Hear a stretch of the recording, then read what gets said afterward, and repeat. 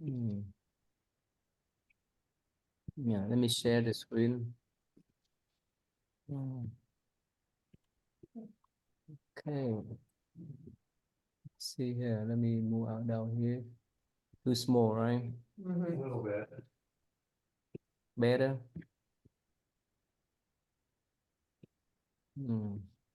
It's got to be more. Yeah.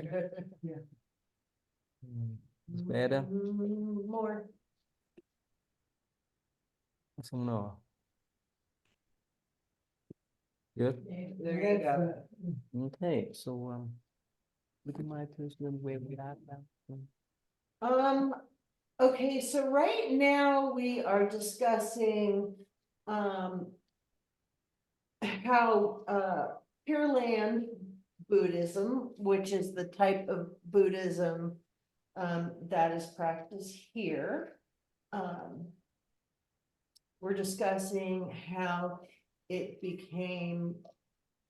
moved into further eastern parts of Asia, and who were the big influences.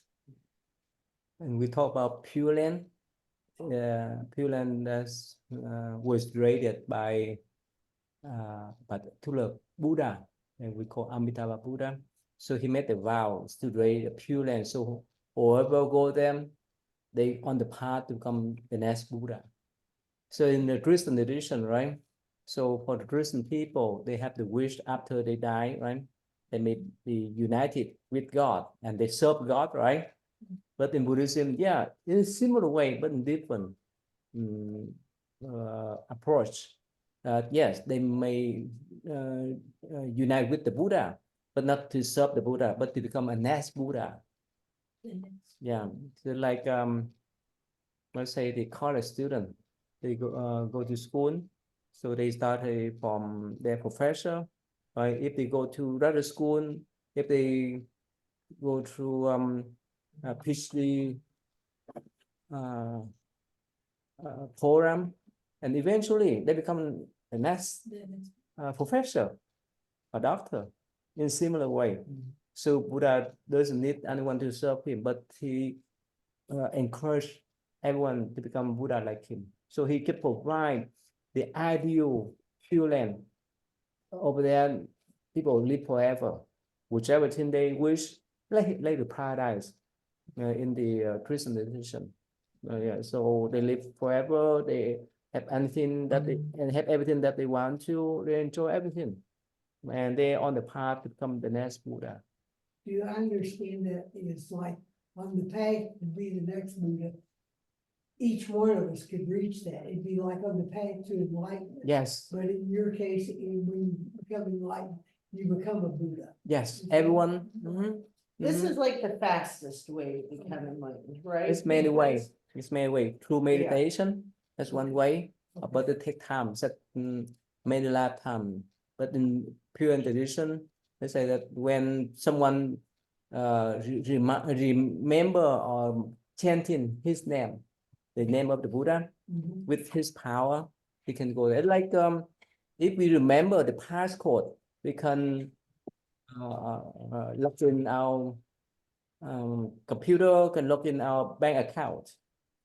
We can open the whole views of life if we have the passcode, special passcode. So that's what this is about. So the important is that in Buddhism, everyone has potential to become Buddha. No exception.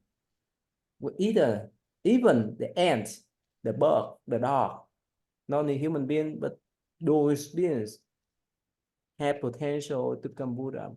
But because of the karma, that's why they become that type of animals. So the Buddha provide this type of venue so that everyone can be born over there to become the next Buddha. Ask him. So what I hear is you're saying is you believe in reincarnation, and maybe the ant had some bad karma from before. Yes. And so he comes back, but he can raise and he can keep raising his frequency. Yeah. Until he gets Yeah. the frequency of the Right. Is that His Yeah. merit. Yeah. Yeah, Dr. First, Shibai, right? Shibai, can spell your name right? So you know much about Pure Land tradition in Buddhism? No, I don't. The first time ever you heard of? Yeah, Also, but you read a lot of Buddhist books before? some. Yeah, not too much. Like I have the Tibetan Book of the Dead, which I've skimmed through, but I haven't read the whole thing. Right. Yeah. So basically, in Buddhism, we have many different denominations. So some denomination focus on meditation, like Zen tradition. And some denomination focus on Pure Land or Desire Buddha name, so that they can be born in the Pure Land. There's some denomination like the Tibetan tradition, like you say, right? They focus on the tantric tradition. Tantric is they focus on chanting of the mantra or visualization of Buddha and so forth, so that they can be one with Buddha in this life. So this one we talk about the Pure Land. It's similar to the Christian heaven, but in different ways. Well, it's a land where if you choose in this lifetime and you want to, probably the fastest way to become a Buddha is that, you make this like pretty solemn vow and you practice reciting the name of the Amitabha Buddha, that's the name of the Buddha that created this land, where all the conditions are perfect for you to enlighten. So all the things that makes it difficult here for us to enlighten are our attachments, our bodies, craving, all that, that's all eliminated for you in this land. You can learn pure Dharma. You can practice with the best practitioners to be able to enlighten very quickly. That's one path. There's, the traditional, the traditional path, the Theravada path, that's a very strict, of course, all the monks and nuns are asked to renunciate, but that's about in this lifetime or trying to cultivate in this life, the removal of attachments and of course a lot of meditation and understanding a lot of Buddhist Dharma, and that takes many lifetimes and a whole bunch of discipline, and it's just not a reasonable expectation for most of us. So they have like this tradition, like you can move up very easily just through the recitation of this name. Sam, you want to share anything about? Yeah, it's like, kind of just to summarize, I guess, like the path, like, is like a cycle of rebirth, that most of us are stuck in, where, if you have really good karma, you can be born in a better life, even like there's like some heavens and stuff. You have bad karma, you get born in a worse life, but then eventually, either way, it ends and you have to start over again somewhere or another, unless like in Buddhism, it's like this idea that in certain ways to stop being reborn. And like the ultimate way is to become a Buddha, but to go to the Pure Land is kind of like a place where you go and you don't have to be reborn anymore. You just go there and practice with the Buddhas until you become a Buddha. So here, you see the chart here, we review again. So in Buddhist view, what they call the wheel of life. So we can be born back as human. We can be born in any levels of heaven. This in Buddhist view is many levels of heaven, not one. It's like many type of people. And we may be born as animal if we raise some kind of karma. We even go down to hell, but not in last forever. It's just temporary, depends on our karma. And we can become some kind of fighting god or holy god and so forth. What they call the wheel of life, the path, the birth. It's like good life, right? The water, right? There's no ending, there's no starting. The paper, the appliances, it's a cycle. So there's our life. So it believe that, of course, we say we believe because there's no instrument that could recognize that we have the past and future life. But up to course, we see things that happening now around us, like the plastic, the paper, and so forth. We can recycle them. So that's part of it. So basically, if we do good deed, we can become human again in our next life. That's why everyone of us carry some special trait, right? Some special skill in since the past life. You know, we have some kind of gifted children, right? They when they were born and when they're so little, they know how to play piano beautifully, right? And so forth. So that kind of skill was not given by anyone else except their own skills in the past life. No, so that's why if we do a good karma in this lifetime, we come back again as human again in the different form, in different physical form. But if we do more blessing, more merit, we can go up to heaven. If we do some kind of bad karma, like you see in the news, sometimes people say, "Oh, they act like animal," right? So they may come down there. So that's the cycle. Everything in life, in our financial situation, in our relationship, right? It's go up and down. It's not go up forever and go down forever, right? So in that idea of the Pure Land is that if we recite Buddha names, let go of all attachment, we would not be reborn in this cycle again. We go there and we stay there forever until we reach that Buddhahood. Because like in Buddhism, like your thoughts come first. Like where your mind goes is where your words and your actions go. So if you focus on your mind and your words on something like the Buddha, then your actions would also follow. And like especially if you're like, you know, on your deathbed, if you're dying, you know, if when you're dying you think about, you know, something bad or something you're attached to, that can affect how you're reborn. So you want to focus on something good like the Buddhas and like the Buddha land, so you go there instead of your mind and your thoughts and your words being focused on something bad or even something good that's just not like as good that you get attached to. Well, and two, it's something that you've practiced, you know, quite some time, and it's a place of like where you feel really steady, because that's a really, if you really start reciting the Buddha's name sincerely, there's this mind state, there's this, I don't know how to explain it, but this very peaceful place that you can kind of anchor yourself into, that in times of fear, or, you know, of course, if you're facing death, in times of whatever, you have this practice that's very calming and soothing for you. And if you're sincere enough about that, that can help guide you to this better rebirth. I have a question. So you been in Taiwan, right? And you stay in the temple. Most of the time they recite Buddhist name, right? The Amitabha, Amitabha names, right? Yeah, a lot. Can you share how is that? How it's work? How it works and how it impact on your mind when you practice with them to decide this Buddha name? When you were there, how was that? How was the experience about that type of recitation? How was it? I would say that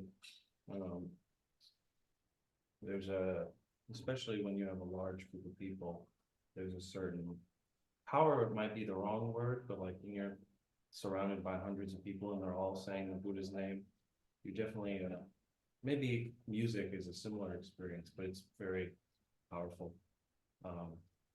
And I think that the longer, like if you do like a retreat where you're saying the Buddha's name every day, it's similar to a normal meditation retreat. You kind of get into a state where you're just chanting. So depending on the context, I think it's a versatile practice, right? Like whenever you're chanting while sitting down in seated meditation, or you're chanting whenever you're walking to the dining hall, like you can chant anywhere, anytime. And it reminds you of what's wholesome. So you You stay there for a week or a month, or how long is that? Like continuous, Mhm. the longest was a month. 3 months? No, just a month. Yeah, yeah. How about Anthony? So last couple of weeks, right? Or last few weeks, we talked about this Pure Land. So how much do you understand up to now about that Pure Uh, Land?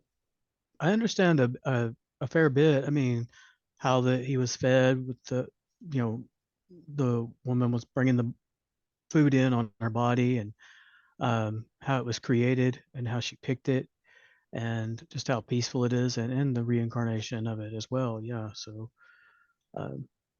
yeah, there's a lot of animals, and it's just Mhm. it's like just a peaceful place. It's a place you want to be out of, Mhm. So Ben, were you here last week or last couple of weeks? Yeah. Yes, I've been following along with the Pure Land. Do you remember we talked about the original story of this Pure Land tradition? You remember that story that I told you? Yeah, remember how it started? Remember? The history of it, or Wait, how it started? Remember? no. Sam, you remember we talked about that, right? Remember how it started? I remember, yeah, the story involving like a woman, I can't really say all the details right now, though. Remember that story too? Something about a king. Yeah. Yeah, the son imprisoned the king. The son imprisoned the king, and like the mother, the queen, was sneaking in food on her body. But I don't really remember how that translated into Okay. starting the Pure Land. It's a well, different. I know she got to pick which one she wanted to go to, which Pure Land she wanted to go to. Okay. I do remember that. I mean, I remember that. I'm just, yeah. And she chose the one that. The story that I heard was a little different, like the history that I had learned before you taught that story was a little different, so I'm still like kind of trying to reconcile Okay. in my mind. So yeah, Dr. Sherby, how was the book the Ben book of death? You understand all of them, or is it still mystery there about that, or what do you think? Yeah, it's still a little mysterious. Yeah. So how much you understand about that in terms of information, in terms of 400 days of disease and so forth? How much you understand about that? I would say some, but definitely not all. So let me review one more time the original story Okay. of this Pure Land. So the prince, he imprisoned his father, a king, and of course, so that he could ascend to the throne to become the next king. So when he imprisoned his father, he didn't allow anyone to feed him, so that he could be starved to death. So his mother, the queen, applied the honey of the flower or some essential nutrition on her body. So whenever she went to visit her husband, yeah, of course, she took out and feed him. That's why he's still alive for a while. So the young king, as I mean the son, asked the officer who took care of the prison and asked, "How was my father's?" So they say, "Well, he's still alive and well." So he's so surprised because he wants him to die for that because of starving. So he asked, "How come? How come he's still alive?" So they say about the whole story. So he was so angry that he almost killed his mother, the queen.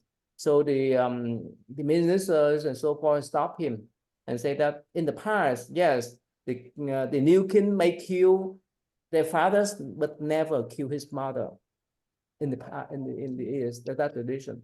So he let her go. He didn't kill his mother. So the queen is so frustrated, right? So she prayed to the Buddha, the historical Buddha, second Buddha, that it's so terrible in my situation. My husband was in prison and stuff like that, and my son even tried to kill me too. Please bless me. Please let me know where can I go. It's just so horrible to live in this earth. So the Buddha appeared spiritually in front of her and show her many different types of Pure Land that were created by all kind of Buddha, not one Buddha. In Buddhism, we have past Buddha, present Buddha, and future Buddha. So we have the unlimited Buddha and past, present, future. So one particular Buddha, Amitabha Buddha here, he actually no his total Buddha, second Buddha, he used his second palm to let her to see the Pure Land of Amitabha Buddha, and beside other. So, but somehow she picked up this Pure Land. From that time on, we have what we call three sutra or three teaching of Amitabha Buddha Sutra of Pure Land. And when Buddhism spread from India to China and all the Far East country, the Pure Land tradition become popular since then. So that original story. Yeah. So basically, sometimes when we deal with our mundane life, right, it's all kind of problems there, right? Whether we're Buddhist, non-Buddhist, Christian, non-Christian, we go to the church because we want to have different view of life, right? We want to rely upon God, Buddha, Bodhisattva to bless us, to have made peace with ourselves, right? Instead of fighting every day in our mundane world, at work, at school, at home, and so forth. It's all kind of fighting, all kind of problem occur. So we want to take refuge. We want to go to the church, we want to do the temple, we want to do meditation and so forth to calm our mind, to let go of temporary the thing that we facing. And of course, we carry on our faith and practice to our work, to our school. So that's why we need the religion. We need spiritual path so that we can have different view of life. We can have different path of life instead of fighting for money, fighting for power, fighting for food and so forth. So that's the story about. Okay, so let's us Anthony, you want to say anything? Yeah, because when I've read this too, the story of the Buddha. Yes. I got it from there. So I was a little confused on how the Pure Lands coincided with this, because I know that the Buddha sat underneath the tree and was the son of the king and queen. So is this a different lineage than this, where the queen went and fed her husband, or did this one come before? Because this one was a prince too before he became a Buddha. You mean that which book is that? What's the name? The story of the Buddha. This mainly focus on his life story. Okay. Yeah, the king and queen and prince and the other story is like totally different. King and queen and prince. None of Okay. the- Yeah, that's why I was wondering if it was like a line, a history and then building up. different kingdom. But Mhm. then like the Buddha came and talked to that queen. Okay. During 45 years of teaching, he encountered all kind of people. All kind of teachings. This Pure Land is one of the teaching that he provide, and meditation too. Right. Yeah. I was just wondering if that one was how it started and then it went to the Pure Land, and yeah, it was created. So I was curious. Yeah, of course, Yes, please. The question is, if you had a young person, 30 years old, that had killed somebody, done some terrible things, and if they died there, they were going to hell. But what if they saw the light of Christianity, they converted to Christianity, and they changed their whole life or in Buddhism, if they started chanting and meditating and everything, can they raise their karma from where it was really bad in one life to where they might have attained the Buddha in Yeah. the same lifetime? There's even like stories, It's like repenting, I guess, you know.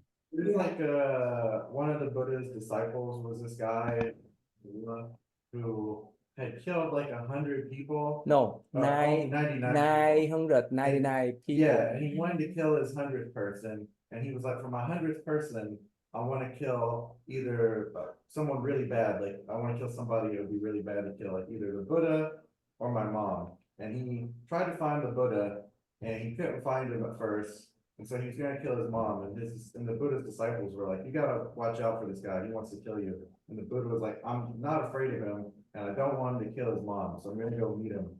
And so the Buddha goes to meet this guy, and this guy tries to kill him, but he can't kill him because the Buddha is like too powerful. Like he literally just like can't actually, like he tries to attack the Buddha, he keeps missing because like the Buddha is so powerful. Like the Buddha, like it just won't allow it to hit him.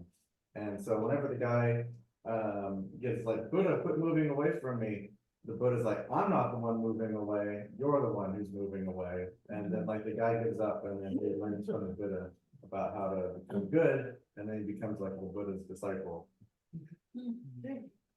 Yeah, there's a couple of like sort of nefarious characters that Yeah. enlightened, or you know, that learned from the Buddha and became arhats. Mm. So in Buddhism, yeah, everyone can come and practice regardless of their background.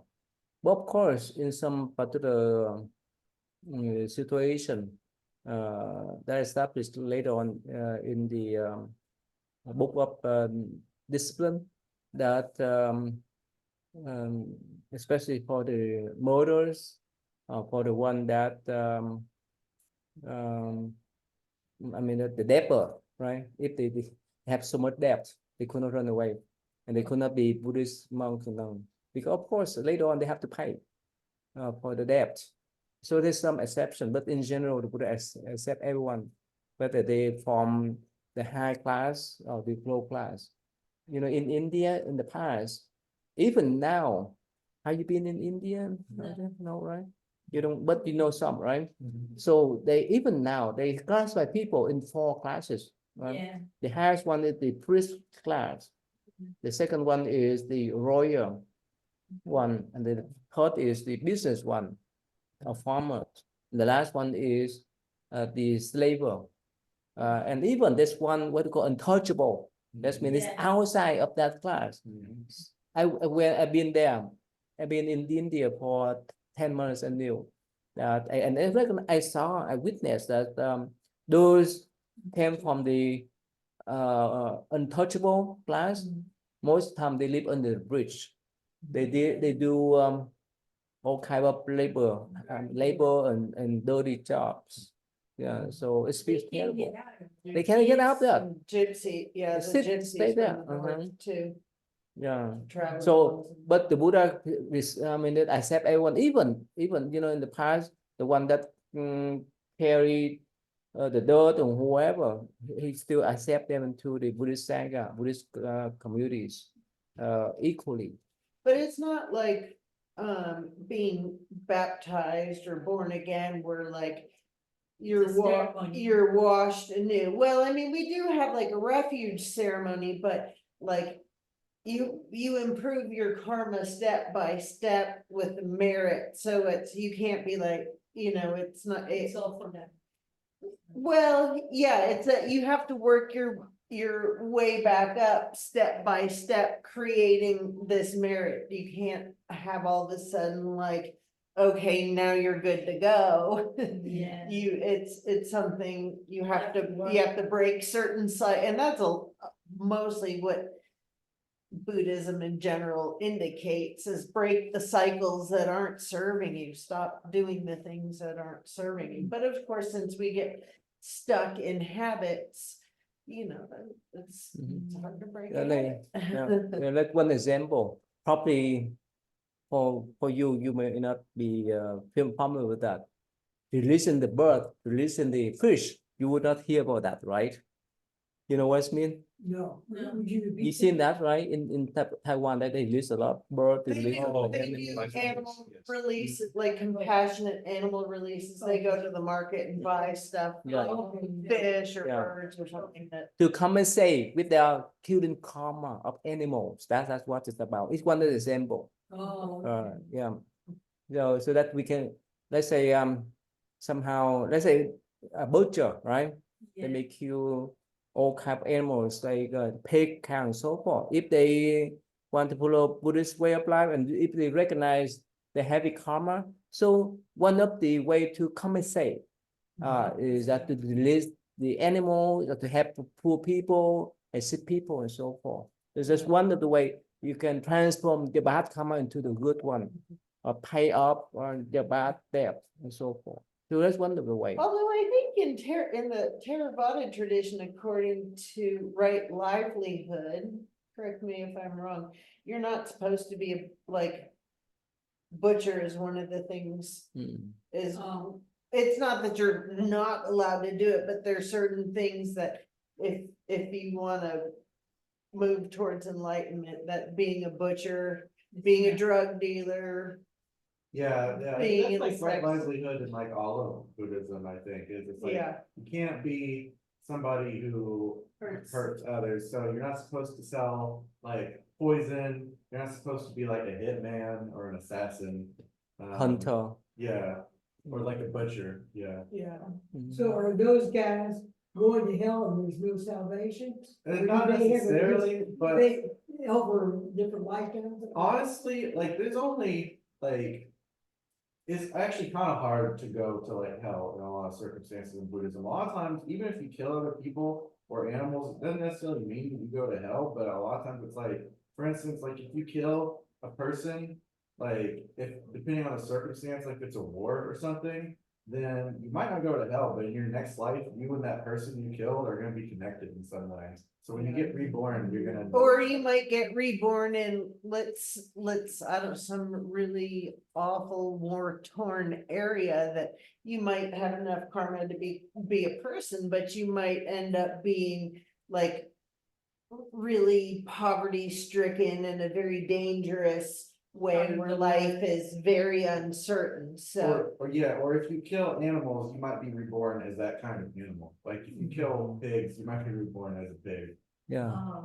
Dr. Sheba, let's say if you have your patient, right, through telehealth, let's say the vet, right, they came back from battlefield, they have many of them, right, they get some kind of stress, especially anxiety, depression, and so forth. How could Oh, you help them to overcome those kind of depression? I mean, I tend to use what's called cognitive behavioral therapy, which is like really just the scientific basis of like thoughts, feelings, and behaviors. As psychologists, we don't tend to talk about religion that much, but I have a few patients who are very spiritual and some that are Buddhist. I just feel like I don't know enough to like incorporate it into therapy, but definitely I think it could be useful. You know about the MBCT? You heard about that? Oh yeah, mindfulness-based CBT. Have you ever applied that with your patient? No, I'm not trained in it. Yeah, mindfulness-based cognitive therapies that help the patient, especially the one who has the depression problems. It's Buddhism package for American patients. It's pretty much your insurance will pay for you to learn about Buddhism, but it is a type of therapy. So they remove all the Buddhist references, but all the processes are still the same. And then they have licensed therapists work with their patients. Yeah, definitely. Let's say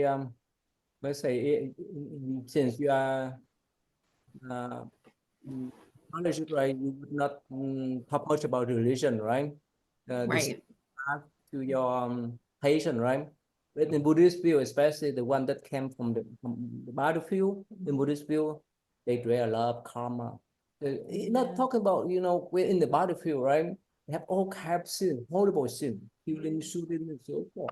That type of sin, that type of image, right, is still imprinted in their mind. Not talking about even they engage in that, right? So that's why they carry on those kind of image, those kind of violent image when they get back from battlefield, and so that's why they could not make peace with themselves. They're nervous. I Yeah. mean, that's anybody that's been through some sort of like massive trauma.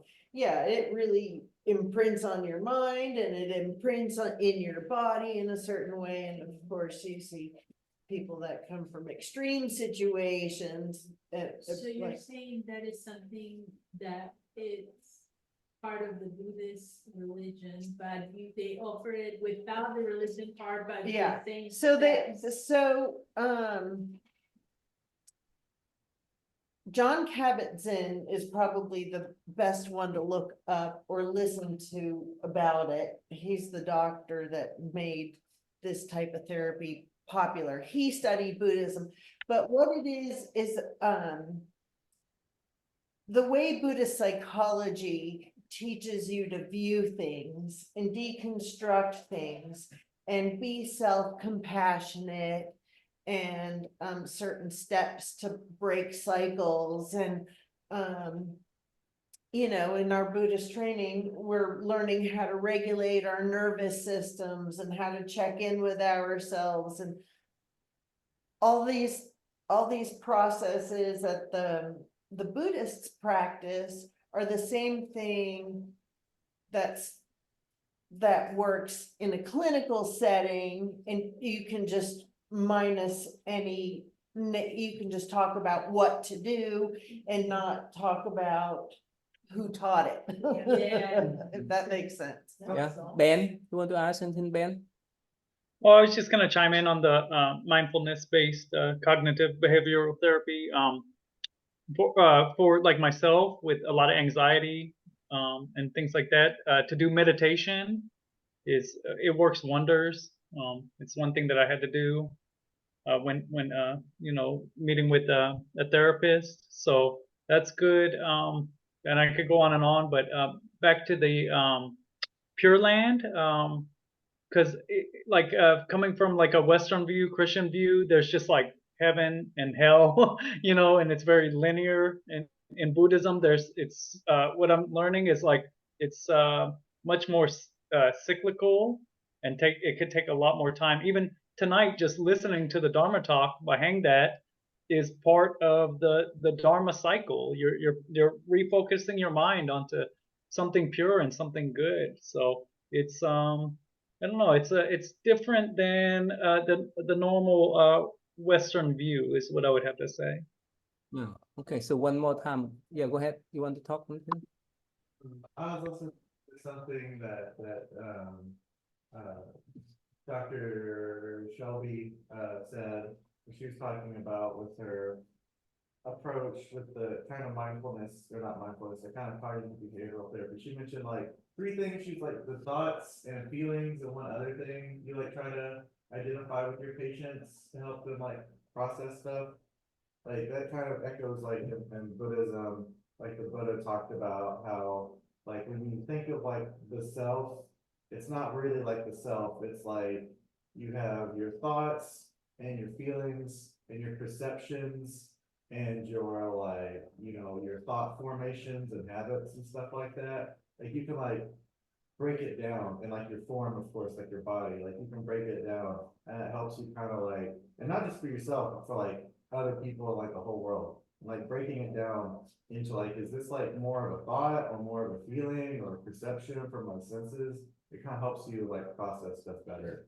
I feel like, you know, so you're not, because if you kind of, when you just like think of yourself as just like one thing, it makes it to where if you have a feeling or you have a thought, you fully identify with that feeling or thought. So like if you have a bad feeling and you have a bad thought, you're like, I feel bad, and you like fully identify with that. But in Buddhism, it's like, you know, kind of step back and be like, I have a bad feeling or a bad thought, but that's not my whole being or like the whole universe, and I can like deconstruct that.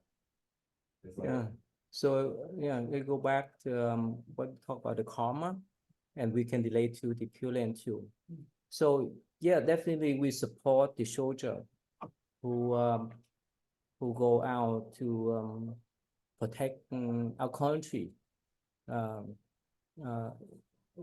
but in Buddhist view, yeah, they good karma in that way, but somehow when we talk about the actual karma, yes, when they go out to the battlefield, they may kill others, even they are terrorists, even they are animal and enemy and so forth, but still they do that type of killing karma, no question asked.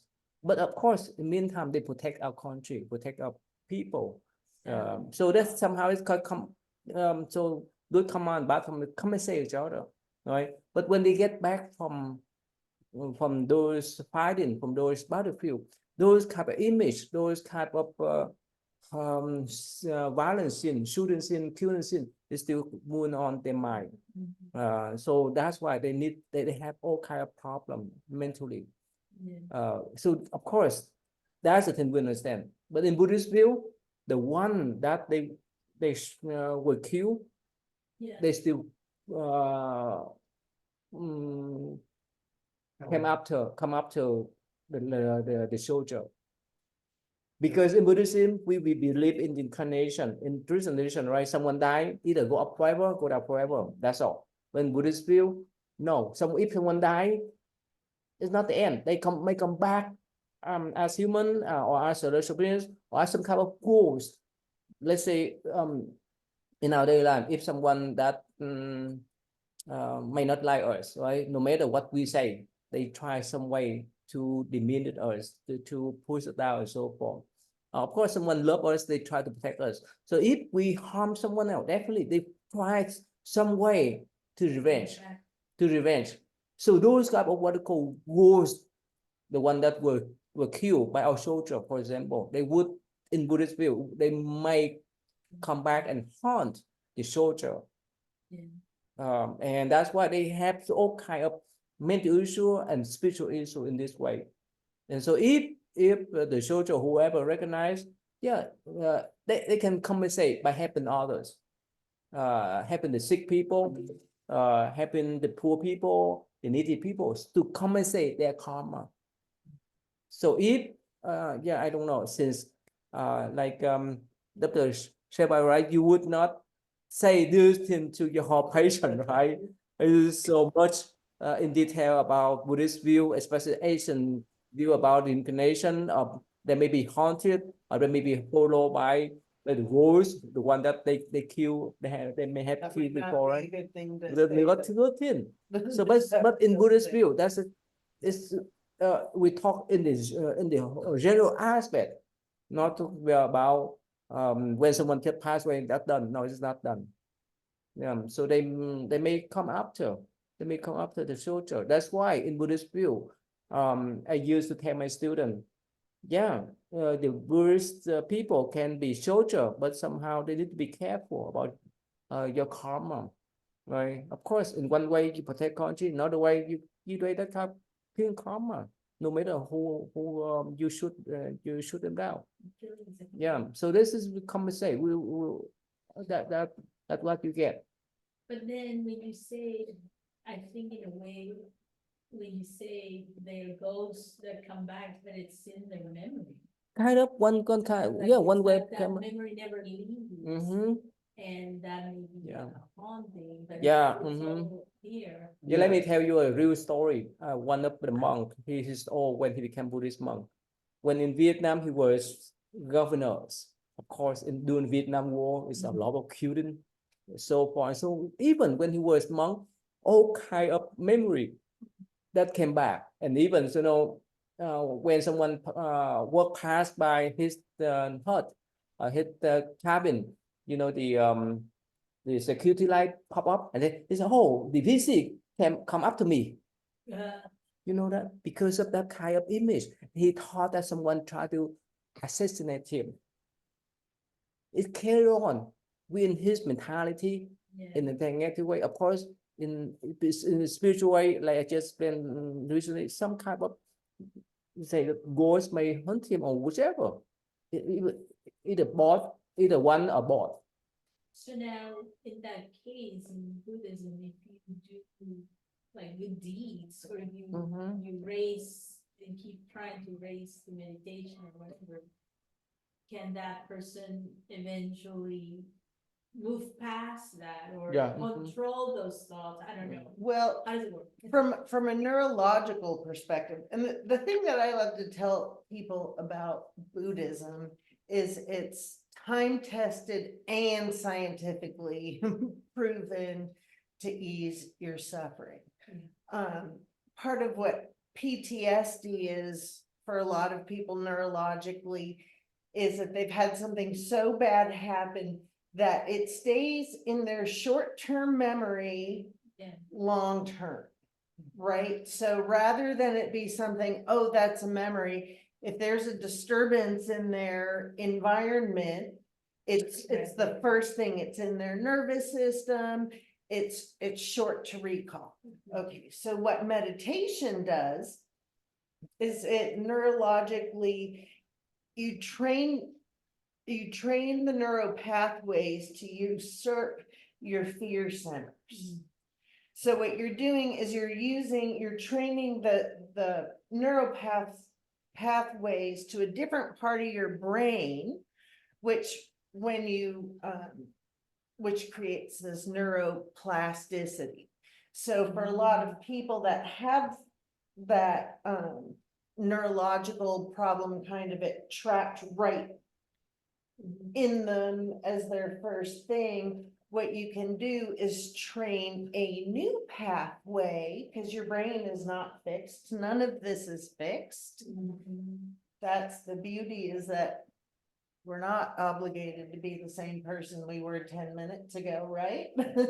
So we can train our minds to move past these instant urges and these impulses. And the more you do it, the stronger it gets.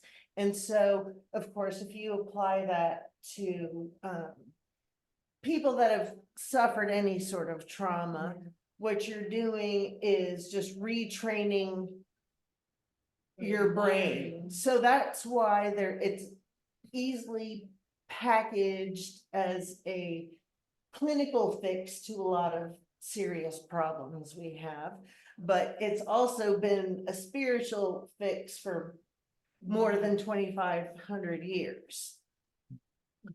So, Sheba, did you use CBT for your patient? How is that? You use CBT? Yeah, I actually specialize in PTSD treatment, and everything you just said was like spot on. Yeah, and I think it would be helpful for some patients to like incorporate some like meditation. Well, I mean, and I talk about meditation with them a lot, but even like from a more spiritual perspective, I think would be really helpful, and just like helping like kind of unlearn and like uncondition that fear response that they have that's so automatic. So the MBCT, mindfulness-based cognitive therapies, it help the patient who have depression too. So in that type of therapies, it encourage the patient to accept whichever thought that pop up in their mind, instead of phasing out, instead of blocking out. It's like that the more you resist, the more persist, right? So in this mindfulness based cognitive therapies, it encourages the patient to accept whichever thought pop up in their mind. So eventually, it won't be fearful for them, and it's later on they can let them go. So that's one of the practice based on the mindful practice. That's just so useful nowadays in providing the treatment for the patients, especially depression. Did you talk about that, or you don't know much about that, right? I don't treat depression that much. I mostly see people that have trauma. So which one do you specialize In PTSD and like complex trauma. Trauma, huh? Like someone got into car accident, right? How could you calm their mind then? I mean, meditation would be super helpful. I talk a lot about like diaphragmatic breathing, like breathing through the stomach, and like grounding skills and things, because people are like pulled, like you were saying before, like pulling them back to like re-experience that trauma because their nervous systems are just so on edge all the time. Yeah, so in Buddhist tradition, yeah, people can recognize through meditation their what they call mental growth, right? Emotional fluctuation like depression and so forth. But some other people, like the sincere Buddhists, devout Buddhists, they can recite Buddha names with the power, especially in this pure tradition, that they like the other tradition like Christianity, Muslim, and so forth. So they rely upon the external power, the power of Buddha, the power of God, the power of Allah, and so forth, to help them, the higher power, to help them to overcome those kind of emotional fluctuation, or the depression and so forth. But of course, there's many different ways to tackle the problems. There's not one way. So you when you in Taiwan, right? You see many of them, right? They go in temple and recite Buddha name. Not many of them do meditation, especially the younger one, right? They do, They do. yeah. There's a lot. Focus Chan focuses on diversity. The young one, but did you go around different center? Yeah, You did, and you see the young one that do meditation, like young people. the young people. Yeah, I went to Dharma Drum Mountain and there were some young monastics who were very. I don't talk about the big monastery. I'm talk about the small one, the general one that. Small temples. The more. Yeah, they They have do. groups do. and they get together and meditate. Okay. Anyway, so again, probably they recognize benefit of meditation, but for the older generation, they love to do Buddha chanting, right? It's much easy. The The chanting the Buddha names. Yeah. So if you come here on Sunday, most of them they like to recite Amitabha Buddha Sutra and recite Buddha name instead of sitting meditation. So there's many ways according to their wish. Of course, the young people or from American people, it's much easier to do meditation because there's some started proof that meditation could help us to transform our stress, anxiety. Your mind. You know, we were counting. I started. Yeah, I- well, when the more you It causes practice, the growth. more you practice, and that's literally you building that muscle. And the other thing is too, is that you start to learn to say, oh, that's just a thought I'm focusing on. And so that's the muscle that you're building is the ability to notice, oh, I'm thinking, that's just a thought. I don't have to think it. Oh, that's just a thought. They come and go. Anthony, And so, then as you practice, in your day-to-day life, you all of a sudden have a whole lot more emotional space because you've practiced identifying or not identifying with thoughts. It's your thought, you don't follow through on impulse so much because you're like, oh, well, that's just, do I really want to act on that thought? Is this really in alignment with, is this the best way? You have a lot more space because you've trained your brain To separate. to have that bigger flex muscle of. so letting Anthony, go. there's a difference Yes. between sitting meditation by yourself and sitting together with people here. Any difference? Well, I mean, when I'm there on Saturdays, it's very quiet, so nobody really. I'm in my own little, it's so quiet, so there's not really been a lot of people there when I'm there, on Saturdays. So, I mean, That what you see the difference between sitting the meditation at home by yourself and oh sitting yes. any different? Yeah, it's a big difference. I mean, I kind of, the atmosphere as well, it kind of takes you out of everything. There's no electronics around, and like I leave my phone in my car.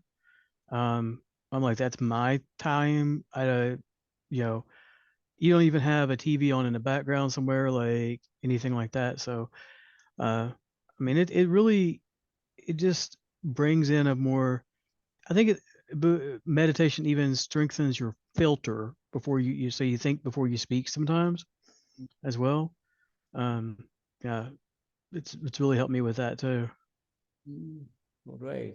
Thank you, Ben. Well, you filed this one. Wow, this is wonderful. Oh, so this is the it's in the 152C, huh? Oh, is it is this the rock, right? On the bottom of the river, because it's all dried out, and they found it. Yeah. It went so low. Yeah, okay. Yeah. Oh wow. Where do you get that, Ben? From searching on internet? Yeah, I'm just searching the net for Amitabha Buddha. So I normally wouldn't post things in the chat, but it seemed relevant. Okay, so Yeah. it's up now. Let us stop here today, and